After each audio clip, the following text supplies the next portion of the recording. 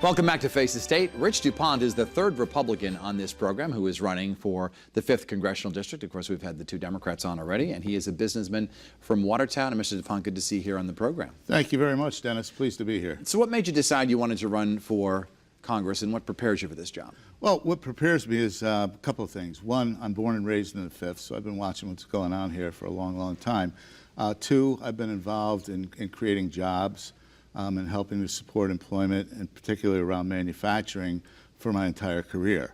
As I look at what's going on in the state of Connecticut, and I compare that to what's important from the federal government, I realize that if there's any way that we're going to pull ourselves or lift ourselves from this budget crisis, it's by putting people to work. If there's one place that we can put people to work, it's manufacturing, for sure. Connecticut has been represented, the 5th District, by a Democrat for a long time now. Yeah.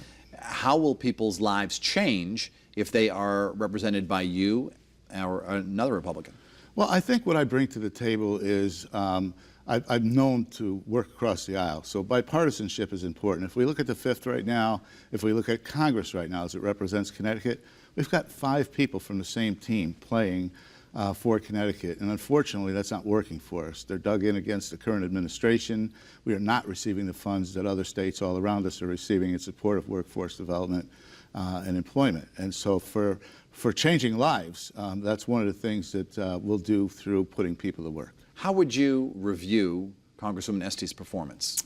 I think Congresswoman Este has done a fair job, and I'm certainly not going to come out and say that she hasn't.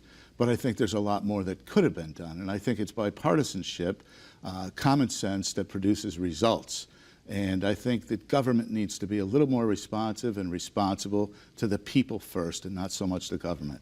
What's your view on some of the kids who've grown up through DACA, and people who've come here illegally? Do they have a path to citizenship? That's a great question. Or I will tell you, and you're right, should they is the question.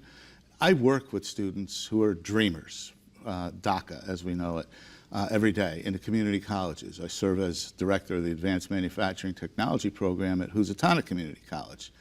I see that these children children and students, I should say, are here by no fault of their own, if you will. They came here early with their parents. They've been good people. They're going to school. They're looking for opportunity. And I think they deserve that opportunity. At the same time, I realize that we need to reform our immigration plan. It needs an overhaul. And I don't think we should penalize dreamers for that. I think we should continue to support their opportunities. It's a matter of how we get that done. I want to ask you the same question I've asked your Republican colleagues, and that is, in your view, do you think President Trump has been good for Connecticut? And if so, how? I think President Trump would like to be a lot better for Connecticut.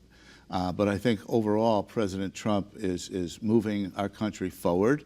And if you look at Connecticut and look at our position in terms of national defense, for example, right? We have 3 huge employers, contractors, manufacturers, Sikorsky, Electric Boat, Pratt & Whitney, all right? There are many, many dollars that we should be receiving to support our national security that we're not getting right now. And that, again, has to do with appropriations and the difference that we have by not having a Republican in Congress. We need bipartisanship. We need to work together. We're not doing that right now. Has his tax policy been good for our state, in your view? I believe it has. I mean, I'm seeing things. I've been in manufacturing my entire career. I see more activity in manufacturing than I've ever seen before. And you know that, at least maybe you do, maybe you don't, but there's a multiplier associated with every job that we create or retain in manufacturing that says 3 to 4 other non-manufacturing related jobs will result. That is, in fact, what we're seeing. We're seeing people who are confident about spending money, reinvesting in their businesses again, and that is exactly what we need. Why should voters in the 5th District choose you over Ruby O'Neill or Manny Santos? Because I bring the most, I bring experience to the table that they don't have. I've been working in workforce development. I've been creating jobs. I'm working with manufacturers. I'm working with nonprofits. I'm working with community. I'm working to lift people from cycles of poverty, and that is, in fact, how we are going to relieve the tax burden on our taxpayers in Connecticut.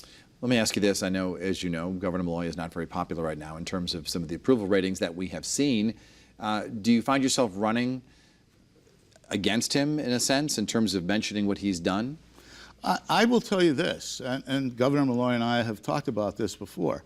I have supported everything that Governor Malloy has done for the work that he has done. He deserves the credit for realizing that manufacturing is the key to Connecticut's future. And so everything that we've done to build programs to support manufacturing, I've been behind. There are many other things that we disagree on. I will not say that we are running against each other. I am running for the people in the 5th District. Do you agree with some of the candidates running for governor who have said that Governor Malloy broke the state essentially? Governor Malloy had a challenge when he came into office. I think he could have done some things better. I also know that he didn't do everything on his own, but I do think we need some big changes. Rich DuPont, he is a candidate for CT5, the congressional district that is the 5th western part of the state, including Meriden, Waterbury. It's a very diverse district out there. All right, we thank you for being on the program today. Thank you very much, Dennis.